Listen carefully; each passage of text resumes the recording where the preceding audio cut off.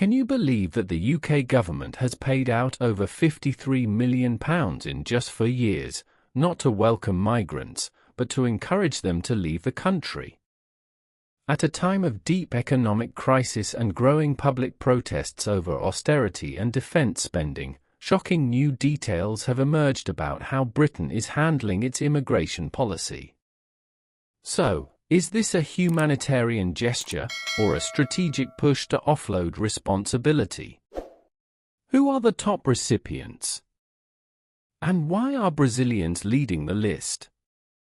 Today, we dive deep into a government-backed program that many have never heard of: voluntary returns. What's really going on behind the scenes? But first, here's a quick message for you. Did you know that over 95% of our viewers aren't subscribed to the channel? We totally get it. Life gets busy and sometimes it's easy to forget. But here's the thing, subscribing is completely free, and it really helps us keep creating the content you enjoy. So why not hit that subscribe button and join our community?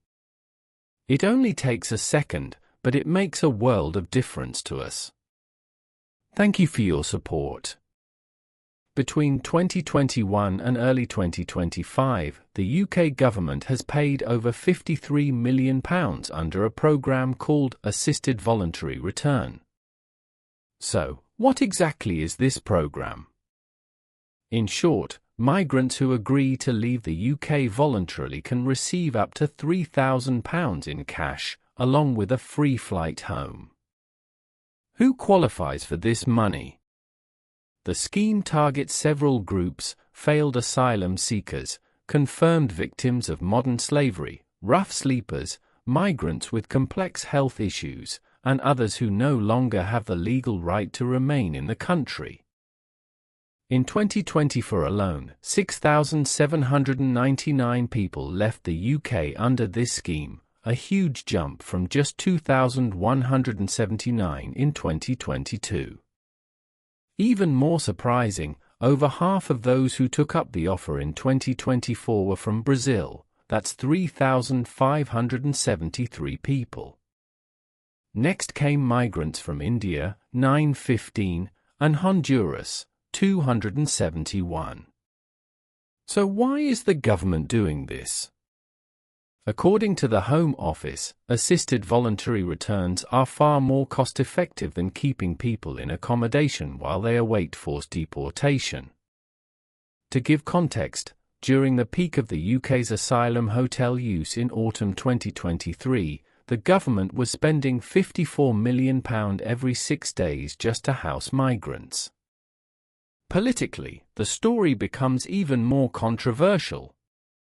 In March, Prime Minister Keir Starmer proudly announced that migrant returns had reached their highest levels in 8 years, claiming that over 24,000 people with no right to be here had been removed. But he failed to clarify that many of those had left voluntarily, rather than being forcibly deported, a key distinction that critics have jumped on. Meanwhile, human rights charity Asylum Matters welcomed the idea of voluntary returns in principle but warned that the system lacks crucial support. Its executive director, Louise Carvey, told The Independent that migrants should not simply be handed a flight and a prepaid card. Without tailored advice and proper reintegration support, both in the UK and their home country, she warned, people are effectively abandoned back into the very hardship they fled from. This concern is echoed by groups like the Latin American Women's Rights Service, where Representative Dolores Modern said migrants, especially Brazilians, often feel pressured to leave, even if they don't fully understand the process or their rights. She described heartbreaking cases, such as a woman trafficked from Brazil into domestic servitude in the UK.